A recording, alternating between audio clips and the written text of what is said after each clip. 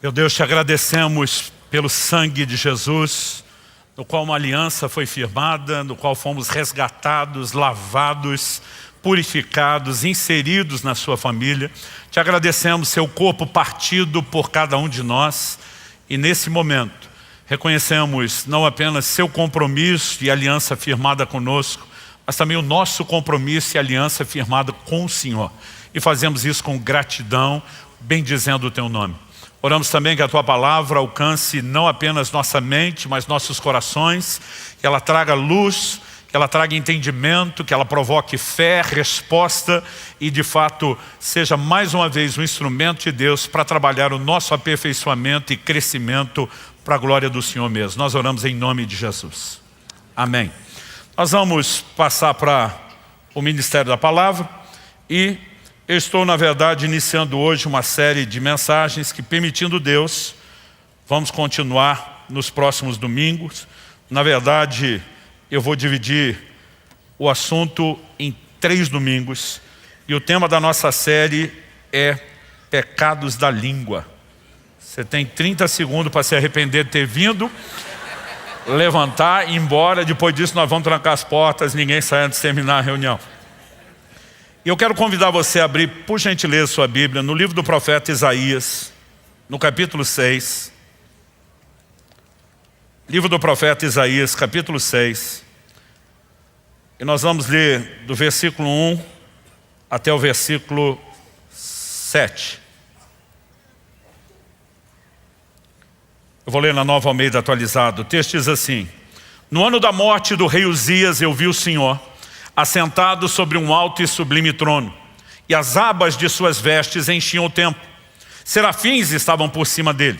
Cada um tinha 6 asas, com 2 cobria o rosto, com 2 cobria os pés, e com 2 voavam. E clamavam uns para os outros, dizendo: Santo, Santo, Santo é o Senhor dos exércitos, toda a terra está cheia da sua glória. Os umbrais das portas se moveram com a voz do que clamava, e o templo se encheu de fumaça. Então eu disse: ai de mim, estou perdido, porque sou homem de lábios impuros e habito no meio de um povo de lábios impuros. E os meus olhos viram o Rei, o Senhor dos exércitos. Então um dos serafins voou para mim, trazendo na mão uma brasa viva que havia tirado do altar com uma pinça. Com a brasa tocou a minha boca e disse: eis que essa brasa tocou seus lábios. A sua iniquidade foi tirada e o seu pecado perdoado. Eu quero tomar essa porção da palavra de Deus para abrir não apenas a série, mas cada uma das mensagens, porque Isaías tem uma experiência poderosa, gloriosa, impactante. E diz: os meus olhos viram o Rei, o Senhor dos exércitos. Não se tratava apenas de uma visão de Deus tão limitada como muitos outros experimentaram ao longo do Antigo Testamento, porque ele vê Deus assentado no trono, a sua majestade, ainda que tenha ido ao limite do que podia suportar. Ele está num ambiente onde os serafins estão proclamando a santidade de Deus, e essa percepção da santidade de Deus gera um contraste, né? Provoca e realça um sentimento. A expressão do profeta diante da percepção de um ente, de um ser tão santo como Deus é: ai de mim, eu estou perdido, né? Outras traduções dizem: eu vou perecendo. Basicamente, eu vou morrer. Eu não posso suportar essa santidade. E eu insisto, a percepção da santidade de Deus realça o contraste da ausência de santidade, da presença de pecado na vida de Isaías. Curioso é que nos primeiros capítulos do livro de Isaías, você vê ele pregando uma mensagem profética forte contra o pecado.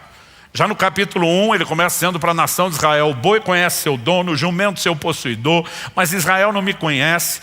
E ele vai para cima e bate com força. Mas nesse momento, ele se vê, na linguagem nossa, como farinha do mesmo saco.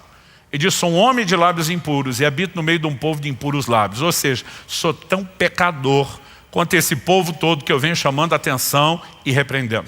Curioso é que de tanta coisa errada para ver, o que é realçado nessa experiência é dizer: eu sou um homem de lábios impuros. Habito no meio de um povo, as traduções mais antigas só invertem, impuros lábios, para dizer a mesma coisa, né? O que significa lábios impuros? Ele não estava sugerindo que usou batom radioativo ou beijou o que não podia, né? O anjo, quando toca justamente a boca do profeta com a brasa, diz: tua iniquidade foi tirada, teu pecado foi perdoado. Está falando de impureza no sentido de pecado. E nós precisamos reconhecer que a Bíblia apresenta uma área, um departamento específico de pecado relacionado à nossa boca, aos nossos lábios, à nossa língua.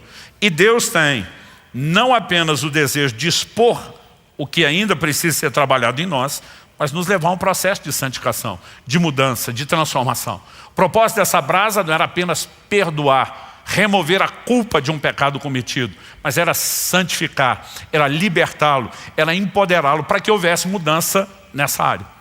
Então, essa expressão pecados da língua, na verdade eu tirei do Salmo 39:1, né, porque são mencionados nas Escrituras em outros lugares. No Salmo 39:1, uma oração de Davi, ele afirma: eu disse comigo mesmo, guardarei os meus caminhos para não pecar com a língua, porém mordaça a minha boca.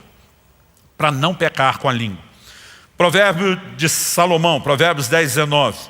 Quem fala demais acaba caindo em transgressão, mas quem controla a língua é sábio.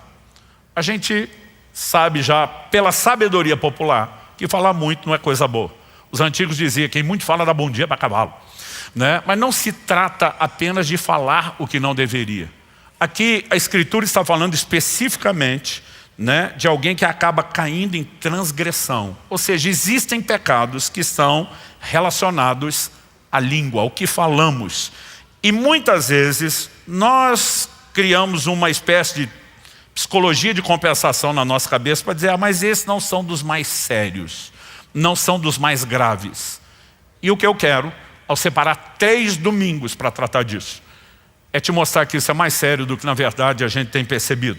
No Evangelho de Mateus, no capítulo 12, eu quero ler dos versos 33 a 37, palavras de Nosso Senhor, o ensino de Jesus. Ele diz: tornem a árvore boa e o seu fruto será bom, ou tornem a árvore má e o seu fruto será mau, porque pelo fruto se conhece a árvore. Ele está dizendo, a qualidade do fruto depende da natureza e da qualidade da árvore. Mas ele segue, raça de víboras, verso 34 agora. Como vocês podem falar coisas boas sendo maus? Porque a boca fala do que está cheio o coração. A pessoa, verso 35, a pessoa boa tira do tesouro bom coisas boas, mas a pessoa má, do mau tesouro, e aqui ele está falando do coração, tira coisas más. Verso 36 e 37, digo a vocês que no dia do juízo, as pessoas darão conta de toda palavra inútil que proferirem, porque pelas suas palavras você será justificado, e pelas suas palavras você será condenado. Jesus, ele fala que eu e você podemos mudar o tipo de árvore. Podemos nos tornar árvore boa, podemos nos tornar árvore, né, ruim. Como? Dependendo a maneira que eu e você nos conduzimos em relação ao falar. O que falamos revela que tipo de árvore nós nos tornamos. A Bíblia diz: a boca fala do que está cheio o coração. O que sai dos nossos lábios expõe o que está do lado de dentro. Então não se trata apenas de um pecado verbal, no sentido de que o que você fala pode agredir ou ferir alguém. Ele na verdade está expondo a iniquidade do lado de dentro. E é um termômetro, é um lugar, né, para eu e você realmente conferir as coisas. Mas quando a Bíblia diz que no dia do juízo nós vamos dar conta de toda a palavra inútil falada, nós não podemos simplesmente olhar e dizer isso é assunto periférico, secundário, quando falamos da prática da doutrina cristã. Aliás, me permita ler com você um outro texto, que é Tiago, capítulo 3. Eu vou começar no verso 2, vou até o 8. Porque todos tropeçamos em muitas coisas. Em primeiro lugar, todo mundo sem exceção, muitas áreas de tropeço. Nós, quando nos convertemos, tivemos uma experiência de santificação inicial. Deus remove a culpa, o peso, a condenação, a vergonha de pecados praticados. Mas isso não significa que eu e você fomos aperfeiçoados por inteiro. A gente deu uma boa melhorada, graças a Deus. Mas existe agora um processo que nós chamamos de santificação progressiva. O apóstolo Paulo diz em segunda, carta de Paulo aos Coríntios, no capítulo 7, no verso 1, sobre aperfeiçoar a santidade no temor do Senhor. Então agora seguimos sendo trabalhados por Deus, cooperando com Ele para que a gente mude. Até que chegue o bendito dia do ápice da redenção, com a volta de Jesus, a ressurreição dos mortos, onde a Bíblia diz que esse corpo será glorificado, nossa carne será transformada, né? E eu e você vamos vivenciar então a obra final da santificação, que ela será completa com a erradicação do pecado, né? E da nossa carne. Até que esse dia chegue, precisamos da santificação progressiva e precisamos controlar essas áreas. E Tiago, ele aborda os cristãos que ainda não chegaram à perfeição, mas que almejam isso. Todos tropeçamos em muitas coisas. Mas ele diz, se alguém não tropeça no falar, é um indivíduo perfeito, capaz de refrear também todo o corpo. Basicamente ele está dizendo, muitas áreas merecem a nossa atenção quando o assunto é evitar tropeço. Ele está dizendo, se você entender o quão sério e estratégico é a questão da fala e conseguir ter vitória nessa área, ele está dizendo que você vai vencer as demais áreas. Então nós não podemos simplesmente olhar para isso e dizer, não é sério, não é importante. Tiago continua e ele diz no verso 3, ora, se colocamos um freio na boca dos cavalos para que nos obedeçam, também lhes dirigimos o corpo inteiro. Observem igualmente, e vai usar outro exemplo, alegoria, os navios, que sendo tão grandes e impelidos por fortes ventos, são dirigidos por um pequeníssimo leme e levados para onde o piloto quer. Assim também a língua, igual freio na boca do cavalo, igual o leme do navio, a língua, pequeno órgão, se gaba de grandes coisas. Vejam como uma fagulha incendeia uma grande floresta. Você não precisa mais do que uma pequena fagulha para um grande incêndio. E depois de entrar com esse outro paralelo, ele vai dizer no verso 6, ora, a língua é um fogo, é um mundo de maldade. A língua está situada entre os membros do nosso corpo e contamina o corpo inteiro. E não só põe em chamas toda a carreira da existência humana, como também ela é mesmo posta em chamas pelo inferno. É isso mesmo que você ouviu. Pensa no lugar que o inferno quer inflamar, é a nossa língua. Pois toda espécie de animais, de aves, de répteis, seres marinhos, se doma e tem sido domada pelo gênero humano. Mas a língua, ninguém é capaz de domar. É mal incontido, cheio de veneno mortal. Ou seja, só existe uma forma de termos vitória sobre essa área. Nós não vamos conseguir isso por nós mesmos. Nós precisamos, como Isaías, nos submeter a um processo divino, sobrenatural, que começa em primeiro lugar com o entendimento de que esse assunto é sério e que precisa ser trabalhado e que sem recurso divino nós não vamos conseguir. Mas com a soma de tudo isso, eu e você podemos vencer os pecados da língua. E nesses 3 domingos eu quero desenvolver não só o quão séria é a questão da fala, parcelando isso, né, nas introduções, mas eu quero me concentrar em algumas áreas específicas que Deus tem me incomodado bastante falar com vocês. Hoje nós vamos falar basicamente sobre murmuração e insultos. Insulto é a palavra mais bonita para evitar falar xingamento, palavrão, né? A vulga boca suja. Domingo que vem, permitindo Deus, nós vamos falar sobre maledicência e fofoca. Se você achar mais bonito, mexerico. E no terceiro domingo, nós vamos mexer nas questões de mentira e algo relacionado tanto a ela como ao mexerico, que é calúnia. E eu creio que com isso nós vamos conseguir ter uma percepção da seriedade do assunto e de como nós precisamos trabalhar essas coisas na nossa resposta a Deus, de cooperar com Ele no processo de mudança e de santificação. Então vamos começar enfatizando o problema da murmuração antes de passar os insultos.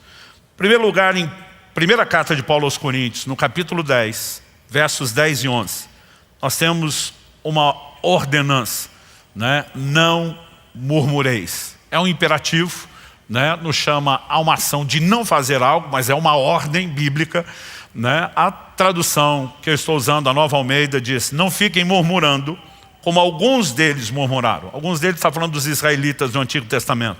E foram destruídos pelo exterminador. Essas coisas aconteceram com eles para servir de exemplo. E foram escritas como advertência a nós, para quem o fim dos tempos tem chegado.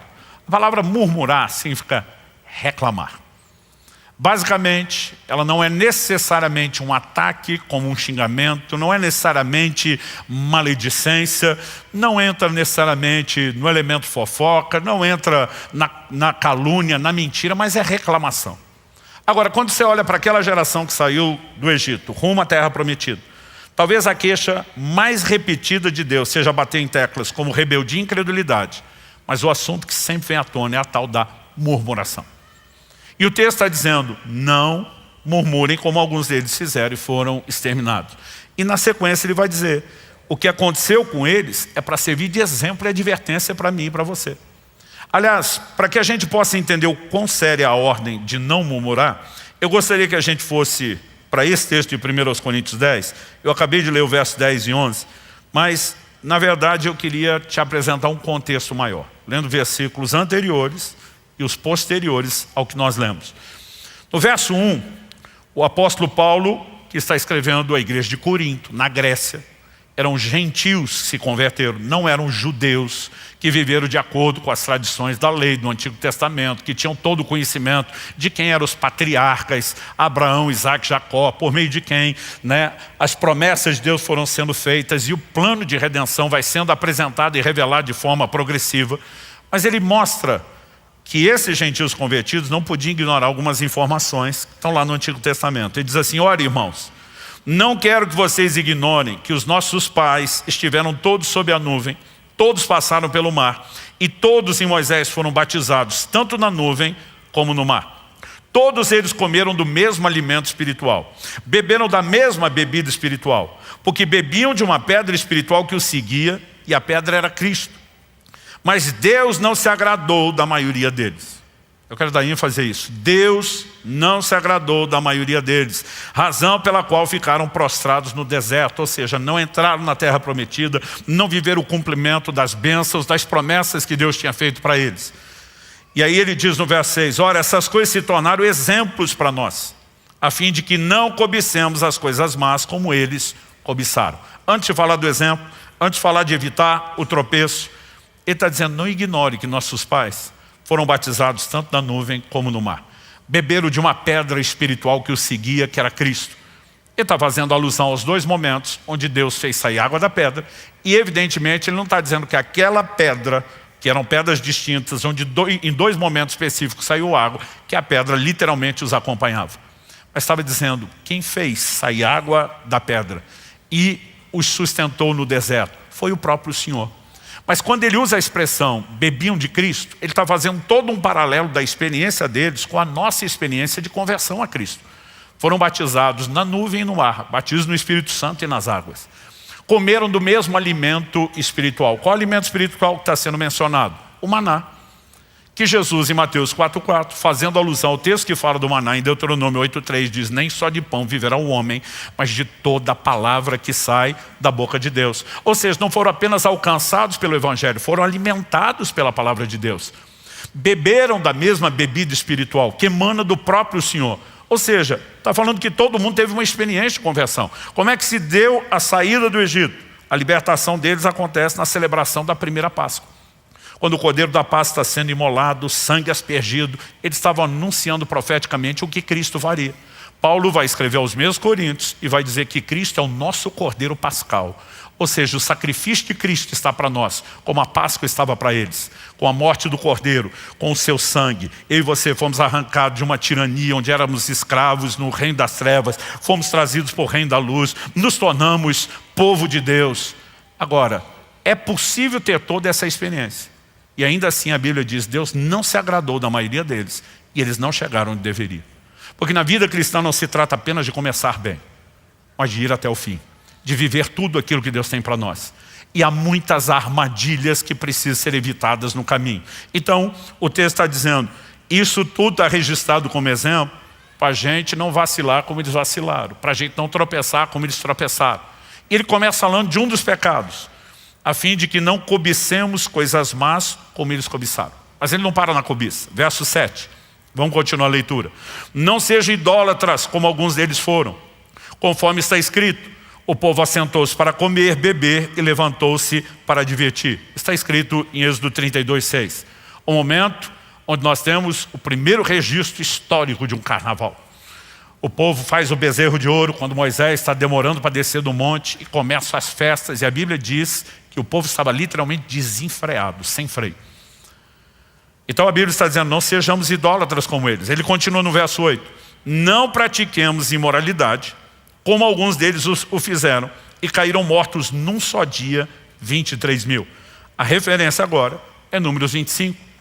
Quando as filhas dos moabitas, dos midianitas, começam a chamar os israelitas, não apenas para uma prostituição física, literal, que já era pecado contra Deus, mas exigiam em troca que eles se curvassem diante dos ídolos delas. E conseguiram combinar idolatria com imoralidade. E a Bíblia fala de uma praga e de muitos morrendo. Então o texto diz, não pratiquemos imoralidade. Como alguns deles fizeram, caíram mortos num só dia 23 mil. Agora vem o verso 9. Não ponhamos Cristo à prova, como alguns deles fizeram, e foram mortos pelas serpentes. Aqui a menção é Números 21, episódio das serpentes abrasadoras. O curioso, que o pecado principal ali é murmuração. E aí ele emenda no 10, junto com o pôr Cristo à prova. Não fiquem murmurando, como alguns deles murmuraram e foram destruídos pelo exterminador. Por que eu estou lendo isso tudo? Porque normalmente a gente pensa, idolatria, pecado sério. Imoralidade, piorou. Mas quando chega no assunto da murmuração, a gente diz, normal. E a Bíblia não está tratando isso como normal. Está dizendo, vai te enredar como a imoralidade enreda, vai te enredar como a idolatria enreda, vai te prender como a cobiça prende. Isso é chamado de colocar Cristo à prova. Então no verso 11 nós já lemos e diz, essas coisas aconteceram com eles para servir de exemplo, foram escritos para advertência a nós, para quem tem chegado os fins dos tempos. Dito isso, ele diz, por isso, aquele que pensa estar em pé, veja que não caia. Não caia na idolatria, não caia na cobiça, não caia na moralidade, não caia na murmuração. Verso 13, não sobreveio a vocês nenhuma tentação que não fosse humana, mas Deus é fiel, não permitirá que sejam tentados além do que podem suportar. Pelo contrário, juntamente com a tentação, proverá livramento para que vocês a possam suportar. Quando você olha o quadro completo, não dá para dizer, olhando para uma murmuração, que é algo normal, aceitável, tolerável. E a Bíblia está nos chamando a uma ação específica, dizer não entre nesse jogo. E nós precisamos entender que a ordem não murmureis. É literalmente isso, é imperativo, é uma ordem que não é para ser desobedecida. Então quando alguém murmura, além de desobedecer uma ordem direta de Deus para não fazê-lo, ele está também afrontando diretamente uma outra ordem divina de que a gente deve fazer o oposto. O que é o oposto? Em 1 Tessalonicenses 5,18, a Bíblia diz, em tudo deem graças, porque essa é a vontade de Deus para vocês em Cristo Jesus. Efésios capítulo 5, verso 20, dando sempre graças por tudo a nosso Deus e Pai, em nome do nosso Senhor Jesus Cristo. O cristão é orientado a usar a sua boca para bendizer a Deus, em toda e qualquer situação. O apóstolo Paulo chega a dizer aos Filipenses, eu aprendi a viver contente em toda e qualquer situação. Ou seja, a gente não reclama, a gente não murmura, a gente bendiz, a gente agradece, a gente louva a Deus. E a murmuração, ela é o oposto. Evidentemente, a gente tem a capacidade de conseguir justificar o fato de a gente estar murmurando. Porque a maioria de nós vamos dizer, estou reclamando do que está certo eu reclamar. Atos capítulo 6, verso 1 diz assim, naqueles dias, aumentando o número dos discípulos, houve murmuração dos helenistas contra os hebreus, porque as viúvas deles estavam sendo esquecidas na distribuição diária. Pergunta é, as viúvas estavam mesmo sendo esquecidas? A resposta é sim. Os apóstolos se levantam com toda a congregação e dizem, temos um problema, temos que resolver o problema, temos que consertar o problema, e consertaram. Então, o problema era legítimo, ninguém inventou, ninguém simplesmente criou uma situação que não existia. A questão é como se lida com o problema. A Bíblia diz que a murmuração vem de um grupo específico, helenistas falando contra hebreus. A expressão helenista fala dos de cultura grega. Então, mesmo em Jerusalém, nós tínhamos alguns que tinham abraçado o judaísmo sem ser. E quando as viúvas estão sendo esquecidas por um motivo, a Bíblia diz que se multiplicou o número dos discípulos. Os apóstolos não davam conta de atender tantos milhares de convertidos. E nós precisamos entender que todo o crescimento gera desafios. Um dia desses alguém falou para mim, pastor, eu tenho saudade de quando nós começamos lá na Água Verde, um culto só, e dava para pegar na sua mão. Eu falo, eu tenho boas lembranças, mas não quero voltar para aquilo. Hoje nós estamos alcançando muitos milhares de pessoas, e eu estou feliz com mais gente sendo alcançado. Agora, não espere que eu pego na sua mão. Um dia como esse, de 5 cultos, alguém falou, pastor, o senhor termina a pregar e já sai. Eu falei, queria você pregando 5 cultos para ver o que é. Né? Então assim, existem mudanças que são necessárias.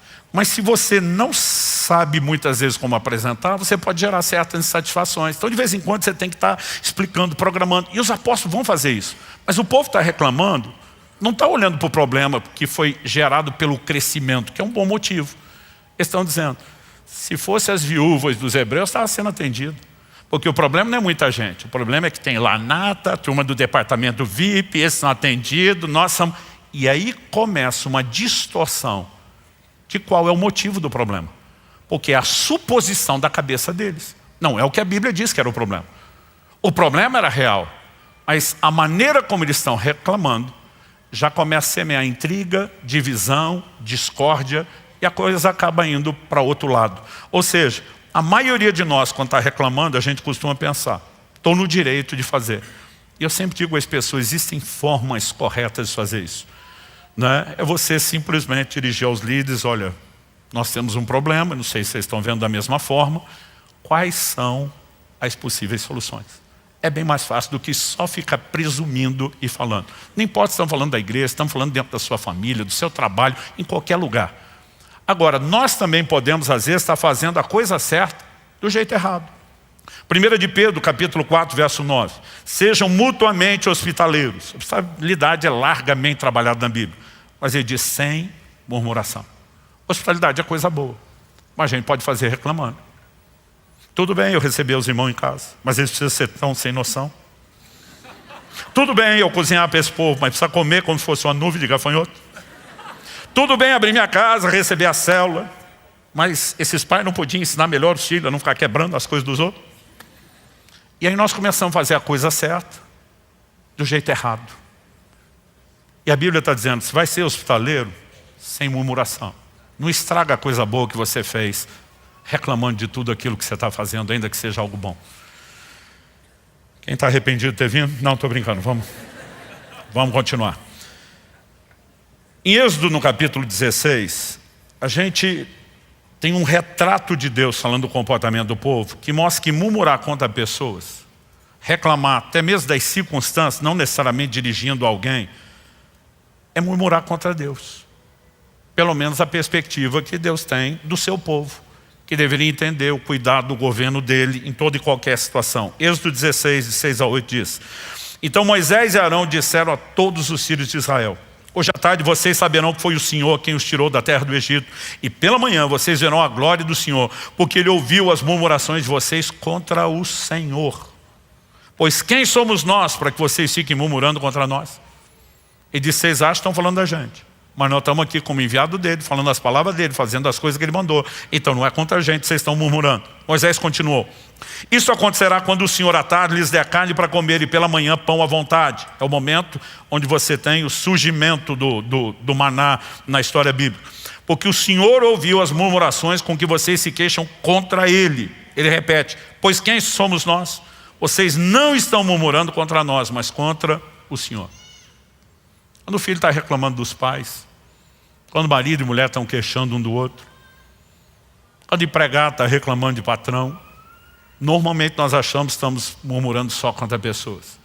Mas o Deus que nos mandou dar graça, que nos mandou bem dizer, em vez de reclamar, esse é o problema comigo, não é só com os outros. Números 16, de 41 a 45. A Bíblia diz, mas no dia seguinte toda a congregação dos filhos de Israel murmurou contra Moisés e contra Arão. Nós tivemos o relato no mesmo capítulo 16 da rebelião de Coré, Datã e Abirão. O juízo de Deus se manifesta sobre eles. E mesmo Deus deixando claro como lidou com tudo aquilo, a Bíblia diz que o povo murmura contra Moisés e Arão, dizendo, vocês mataram o povo do Senhor. A Bíblia diz que quando o povo se ajuntou contra Moisés e Arão, eles se viraram para a tenda do encontro. E eis que a nuvem a cobriu e a glória do Senhor apareceu. Moisés e Arão foram para a frente da tenda do encontro. Então o Senhor falou a Moisés dizendo, saiam do meio dessa congregação e eu a consumirei no momento. A gente não pode achar que murmuração não atrai ira, não atrai juízo divino. Então eles se prostraram sobre o seu rosto. A Bíblia vai descrever aqui todo um gesto de intercessão. O Arão, que junto com a sua irmã Miriam lá em Números 12, alguns capítulos antes, foi tretar com Moisés e aprendeu a lição. Ele é o primeiro a pegar o incensário, numa atitude de intercessão, sai clamando pelo povo. Os versos 49 e 50 diz assim: os que morreram daquela praga foram 14.700, fora os que morreram por causa de Corá. Arão voltou para junto de Moisés, à porta da tenda do encontro, e cessou a praga. O homem que tinha errado na mesma área e aprendeu a lição foi correr, ser o primeiro a interceder pelo povo, suplicar misericórdia a Deus. E quando você vê o quanto, não só ao longo do Antigo Testamento, mas no Novo, Deus vai mexendo nesses pecados, nós não podemos olhar para isso e dizer que é algo sem importância. Além de apresentar o problema da murmuração, eu quero destacar aqui na sequência as consequências. A gente leu 1 Coríntios 10:10, não fiquem murmurando, como alguns deles murmuraram e foram destruídos pelo exterminador. Outras traduções falam, o destruidor. Algo que você precisamos entender é que se evitamos murmuração e entramos no terreno que Deus nos chamou, que é falar bem, expressar gratidão, é se manter louvando a Deus, nós vamos adentrar um cenário de bênçãos. Você lembra de Atos 16? Paulo e Silas, na cidade de Filipos, são presos, passam por um julgamento sumário, se é que dá para chamar de julgamento, não tiveram seus direitos de cidadãos romanos, pelo menos Paulo respeitado, foram açoitados publicamente, foram presos. Eu imagino que muitos de nós, no lugar deles, já estaria se queixando com Deus. É assim que o Senhor retribui quem se dispõe a pregar o Evangelho? Esse é o retorno que nós temos de largar tudo para trás e proclamar o reino de Deus? Eu fico imaginando que alguns de nós poderíamos estar nos queixando para Deus. Se é desse jeito, estou fora, prefiro não continuar. Certamente alguns iam ameaçar Deus dizendo, não dou mais o dízimo. Sempre tem crente que imagina que isso vai fazer alguma diferença na hora dele aterrorizar Deus. Mas o que os dois fizeram foi completamente diferente. A Bíblia diz perto da meia-noite. E naquela época, meia-noite tinha esse significado. Era metade da noite mesmo, ninguém estava acordado dessa hora.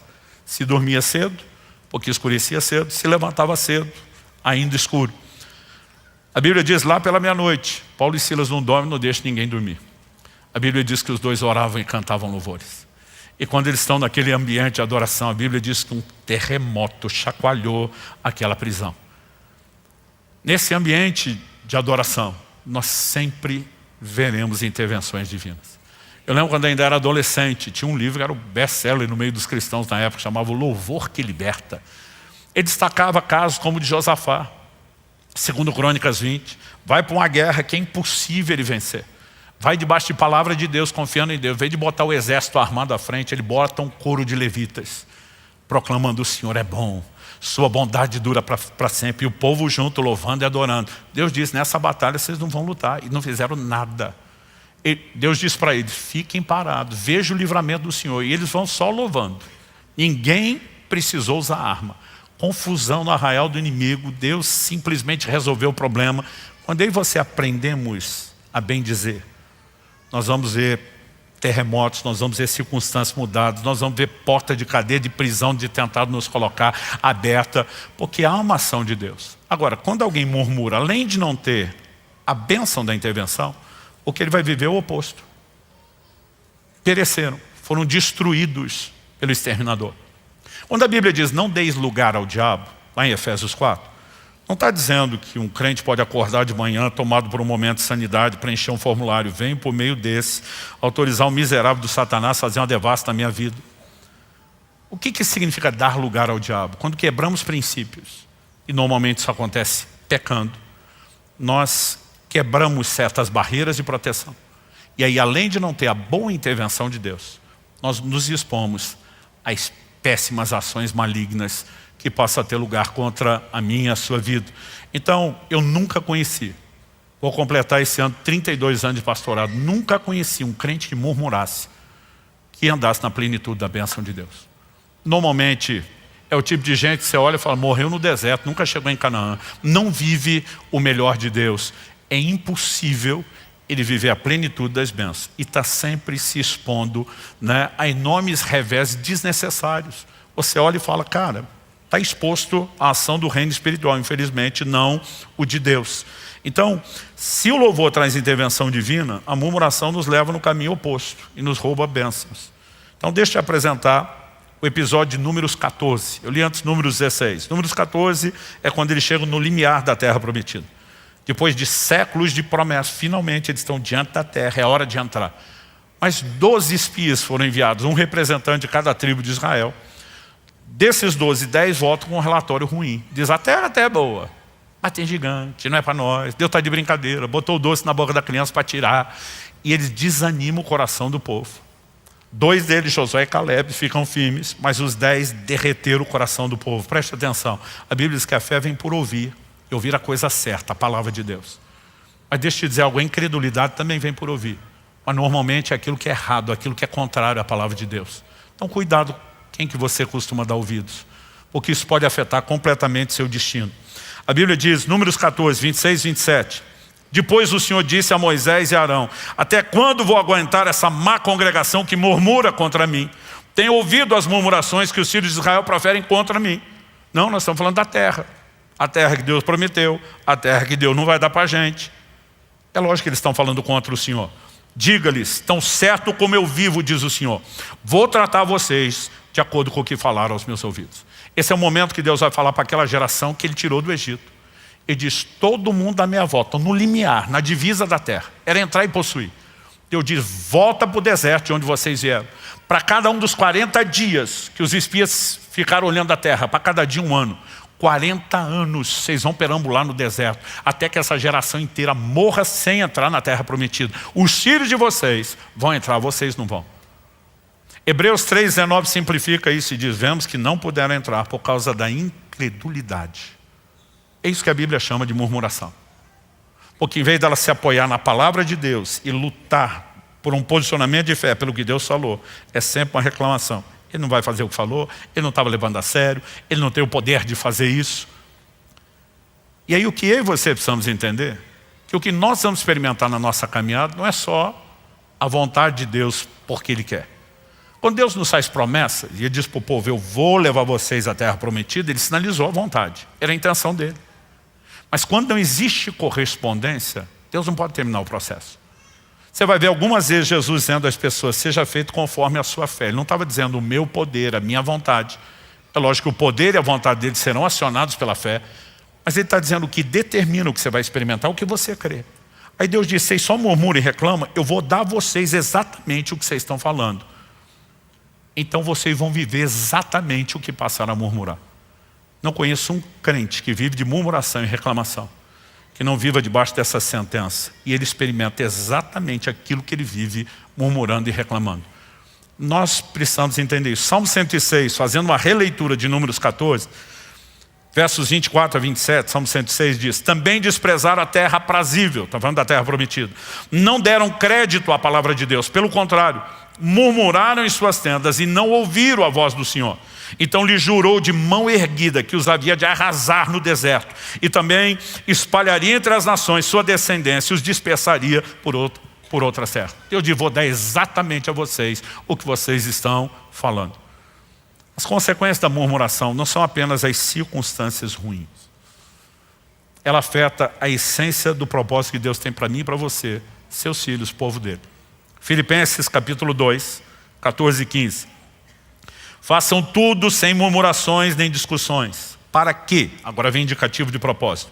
Para que sejam irrepreensíveis e puros, filhos de Deus, inculpáveis no meio de uma geração pervertida e corrupta, na qual vocês brilham como luzeiros do mundo. Quando Jesus diz, vocês são a luz do mundo, sal da terra, ele disse, a luz não brilhar, não tem motivo e razão de ser. Se o sal se tornar insípido e perder o poder de salgar, não tem razão de ser. Ele diz, então, cumpra o papel que vocês têm.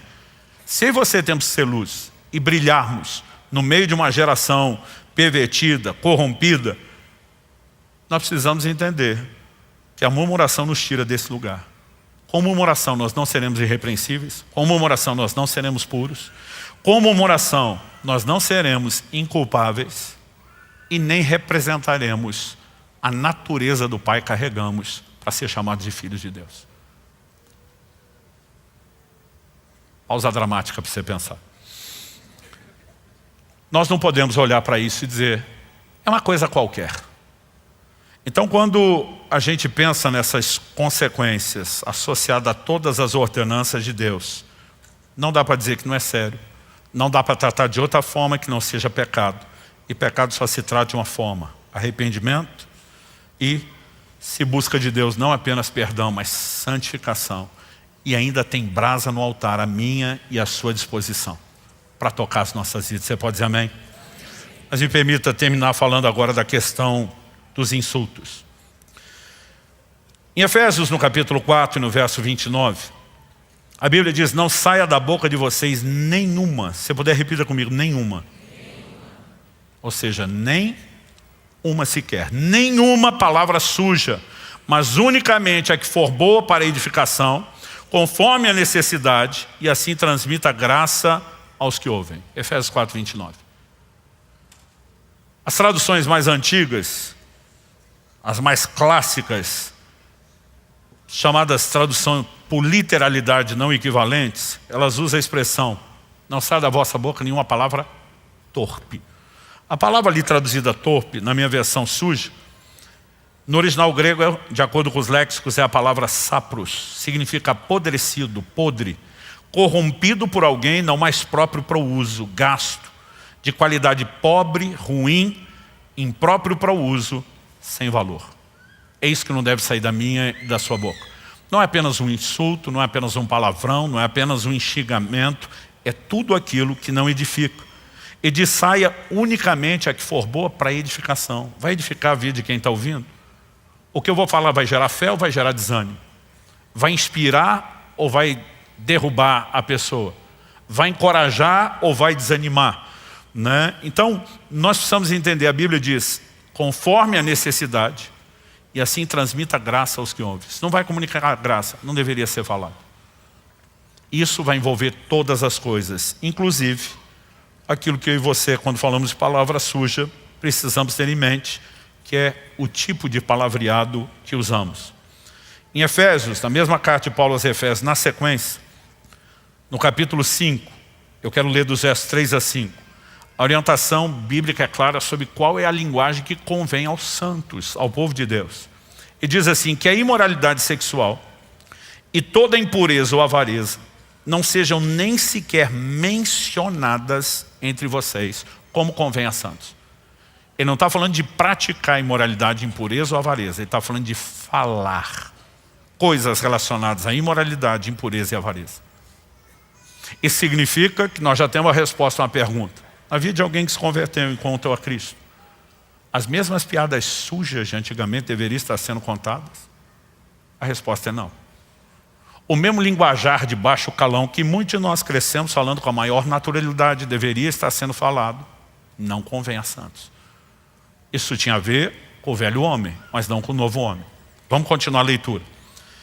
Depois de não sejam nem sequer mencionados entre vocês como convém a santos, ele diz: não usem linguagem grosseira, não digam coisas tolas nem indecentes, pois isso não convém. Pelo contrário, digam palavras de ação de graças. Fiquem sabendo isso: nenhuma pessoa imoral, impura ou avarenta, porque avareza é idolatria, tem herança no reino de Cristo e de Deus. Você lembra que ele toca nesses assuntos de imoralidade, impureza e avareza, para dizer não é para falar. E agora ele diz: porque essas pessoas não têm lugar no reino de Deus. Se você seguir a lógica que ele está construindo, ele está dizendo: o problema não é só quem pratica imoralidade, idolatria e avareza. Até um linguajar que reflete isso já está nos sabotando. Então assim, não dá para simplesmente se converter e acreditar que dá para viver sem filtro. Colossenses capítulo 3, de 8 a 10. Agora, porém, abandone igualmente todas essas coisas: ira, indignação, maldade, blasfêmia, aqui entram xingamentos, linguagem obscena no falar. Essa expressão traduzida linguagem obscena no falar, do grego aiskrologia, significa palavra suja, discurso obsceno ou baixo, né? Palavrão, traduzindo. Não mintam uns aos outros. Esse é um outro pecado da língua mentira que nós vamos tratar em outra mensagem. Uma vez que vocês se despiram da velha natureza com as suas práticas e se revestiram da nova natureza, que se renova para o pleno conhecimento, segundo a imagem daquele que o criou. Honestamente, querido, nós precisamos entender aonde Deus está tentando nos levar. E não é um lugar onde você chega só com esforço, sem recursos divinos. Mas não é Deus sozinho que te empurra para lá se você não cooperar com Ele. Então nós precisamos entender que isso é parte do processo de santificação, mudança de linguagem. Alguns de nós tivemos o privilégio de crescer em lares onde não se falava tanta baixaria. Outros de nós crescemos ouvindo isso e reproduzimos com a maior naturalidade, porque foi uma vida inteira. Mas a partir do momento que nos convertemos, sabemos que Deus olha para nós com paciência, sabe que somos crianças espirituais que estão num processo de crescimento, mas essas coisas precisam ser faladas. Não para que se gere condenação, mas para que se proponha a mensagem bíblica que tem que ser pregada e ensinada de mudança. Em Apocalipse, no capítulo 13, no verso 5, quando a Bíblia fala de uma das bestas do Apocalipse, a personificação do mal, Apocalipse 13, 5 diz: foi-lhe dada uma boca que proferia arrogâncias e blasfêmias. Eu não sei te dizer quantas vezes já vi pessoas que num profundo nível de endemoniamento blasfemam contra Deus e xingam todo mundo que em volta. Isso é a linguagem do reino das trevas. Não é a linguagem do reino de Deus, daqueles que foram chamados para andar na luz. Quem está entendendo? Tiago capítulo 3, eu vou usar esse texto numa das próximas mensagens para trabalhar melhor outro assunto, mas aqui também cabe. Tiago 3, de 10 a 12. Ele diz: de uma só boca procede bênção e maldição. Está falando da boca dos crentes. Meus irmãos, isso não deveria ser assim. Repita comigo: isso não deveria ser assim. Ele pergunta: por acaso pode a fonte jorrar do mesmo lugar água doce e água amarga? A pergunta retórica, para todo mundo responder que não. Meus irmãos, será que a figueira pode produzir azeitonas ou a videira figos? Assim também, uma fonte de água salgada não pode dar água doce. Ou você está com água amarga, salgada ou doce. E a Bíblia diz que nós precisamos ser a fonte correta.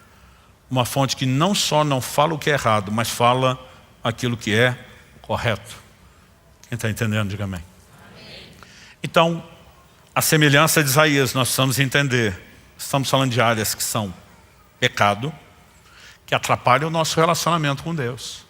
Mas que encontramos um Deus que expõe isso não porque quer condenar, não porque quer que a gente sinta mal a respeito, mas porque Ele quer nos aperfeiçoar. Então, qual é o processo? A semelhança de Isaías, onde chegamos pecado, tem que ter arrependimento. O que é o arrependimento? Em essência, é reconhecer o erro que você cometeu. Outro dia alguém me perguntou: pastor, qual o mistério do toque na boca do profeta? Porque o anjo pega uma brasa lá com a pinça e vai colocar na boca. Qual o mistério? Eu falei: não tem mistério, é a oração que ele fez. Sou um homem de lábios impuros. Eu acho que se ele tivesse dito sou um homem de olhos impuros, teriam sido 2 brasas nos olhos. Ou como dizia no interior de São Paulo, onde me criei, nos olhos. Aquela área onde você reconhece necessidade é especificamente a área onde Deus pode trabalhar. E quem não reconhece não vai ser trabalhado. Então assim, se Deus não expõe, e o propósito dele não é fazer você meramente sentir mal. É lógico que quando a gente entende, a gente sente mal. Mas a ideia é que a partir do reconhecimento a gente se expõe a um processo de mudança. Em Marcos 2, de 15 a 17, Jesus diz assim: os sãos não precisam de médico, e sim os doentes. Se você olhar a essência do ensino dele, quem eram os doentes? Ele está falando dos pecadores. Quem é o médico? Ele está falando dele. Como a Bíblia diz, não há nenhum justo, nenhum sequer, não existe gente sã de verdade. Ou seja, todo mundo é doente, todo mundo precisa do médico, ele que é o Salvador. Mas a pessoa que acha que é sã, ou seja, não enxerga a sua miséria e o seu pecado, ele, Jesus, o médico, não pode fazer nada. Porque tudo parte, como premissa, o princípio de tudo é o arrependimento. É por isso que Jesus veio pregando: arrependei-vos e crede no Evangelho. A fé não vem antes do arrependimento, ela vem depois. Quando Hebreus 6 fala dos rudimentos da doutrina de Cristo, fala primeiro do arrependimento de obras mortas, depois da fé em Deus, sempre o arrependimento. Ele precisa ser o precursor, porque não há mudança e transformação sem arrependimento. Então Deus quer expor áreas da nossa vida. Ele quer nos levar ao reconhecimento: está errado, isso não condiz com a nova vida, está mais parecido com a velha, eu preciso de mudança. Esse é o ponto de partida. Mas a partir disso, nós podemos acessar recursos. Porque Tiago deixa claro: a gente consegue domar todos os animais, mas não a própria língua. diz que está cheio de veneno. Aliás, alguns de nós a língua é bipartida, bifurcada a ponta. O veneno corre no canto da boca. Mas com recursos de Deus, todos, cada um de nós, sem exceção, podemos vencer. E o que nós precisamos entender é que Deus não quer só perdoar. Se Ele só perdoa, nós vamos continuar tropeçando nas mesmas áreas, caindo e levantando. Ele tem santificação, transformação para mim e para você. Isso é um recurso sobrenatural que está à nossa disposição. Pastor, como acessá-lo? Além do reconhecimento, existem algumas ações práticas. Primeira delas, se Jesus diz em Mateus 12:34 que a boca fala do que está cheio o coração, nós precisamos mudar o depósito. Você lembra que em Mateus 12, Jesus diz que do bom depósito a pessoa tira coisas boas, do mau depósito tira coisas más. Então nós precisamos trocar o depósito. O que é que está do lado de dentro? Colossenses capítulo 3, verso 16 diz: habite ricamente em vós a palavra de Cristo. O crente tem que estar tão cheio de Bíblia que quando alguém esbarra nele, sai versículo. Eu li algum livro, quando era garoto, uma ilustração. Imagina uma esponja que está encharcada de água. Onde você aperta, sai o quê? Água. E aí você olha para Jesus, era assim. O diabo vinha tentar cutucar, o que que saía? Está escrito, está escrito. Porque se a boca fala do que está cheio o coração, e nós enchemos o coração com a palavra de Deus, esse é um excelente começo. Eu tenho, nos últimos anos, tentado repetir um desafio pessoal, de quando faço um período de jejum prolongado de 40 dias, ler a Bíblia toda naquele período dos 40 dias. Você tem que manter uma média de uns 30 capítulos por dia, sem falhar, para conseguir manter aquilo. Esses dias, eu estava próximo de uma pessoa, a gente estava viajando junto, e ele falou: pastor, estou vendo que o senhor está concentrado na leitura. Eu falei: meu filho, nosso tempo de conversa aqui está limitado. Eu tenho que ter um bom tempo com Deus todo dia na leitura bíblica. Conversa vai, conversa vem. Ele: parece que o senhor está aí há um tempo. Eu falei: estou. Aí eu contei o que estava fazendo. Ele olhou para mim e falou: mas assimila? Ler um livro inteiro desse em 40 dias? Eu falei: não tem memória, por mais brilhante que seja, que vai lembrar tudo. A questão não é só lembrar tudo. Eu estou renovando minha mente, como diz as Escrituras. Eu estou reprogramando a forma dela de pensar o tempo todo, saturando ela com a palavra de Deus. Eu gosto também de, em períodos pequenos, olhar um assunto só em toda a Bíblia de uma vez. Existem inúmeros benefícios. Mas algo que eu tenho aprendido ao longo dos anos: quanto mais cheio da palavra você está, mais será isso que você vai transbordar. Então, nós precisamos desse bom depósito, mas também precisamos de oração específica por vitória nessa área. Jesus nos ensinou um padrão de oração diário. A oração do Pai Nosso não é uma reza a ser repetida, é um modelo de oração e é diária, porque diz: o pão nosso cada dia de hoje. Nessa oração diária, Ele nos ensinou a dizer: não nos deixe cair em tentação, livra-nos do mal. Se eu e você sabemos que estamos tropeçando na murmuração, nos insultos, os outros pecados que vamos falar semana que vem, e a gente não ora para vencer isso, como esperar que nós vamos vencer? Agora, Salmo 141:3 diz, e eu já repeti várias vezes essa oração do salmista: põe guarda a minha boca, Senhor, vigia a porta dos meus lábios. Quantas vezes eu falava o que não devia, ou pelo menos não da forma como devia, e eu ia lá e orava e dizia: Senhor, põe guarda a minha boca, vigia a porta dos meus lábios. Não significa que Deus é que vai assumir o controle, mas a oração do põe guarda e mantém alerta. Eu quero ter respostas rápidas ao teu Espírito, perceber antes de falar, ou consertar o mais rápido possível. E acredite, esse tipo de oração vai nos ajudar. Então, se nós abraçamos o processo, nós vamos crescer em maturidade, nós vamos romper espiritualmente.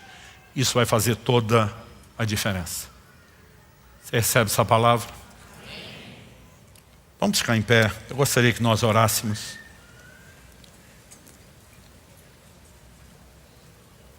Como eu disse antes, cada domingo nós vamos ter começo, meio e fim. Se alguém não conseguir estar todo, vai entender aquilo que está ouvindo a cada domingo, mas com a soma, não só de assuntos, áreas de tropeço diferentes, como também ensinando sobre a seriedade do que falamos. Eu acredito que nós podemos ter mais do que informação. Quanto mais nós somos expostos à própria palavra. A Bíblia nos diz no livro de Tiago, no capítulo 1, que aquele que ouve a palavra é como quem está diante de um espelho.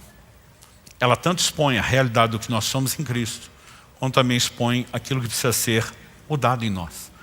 E Deus quer trazer isso à tona. Repito o que eu falei antes.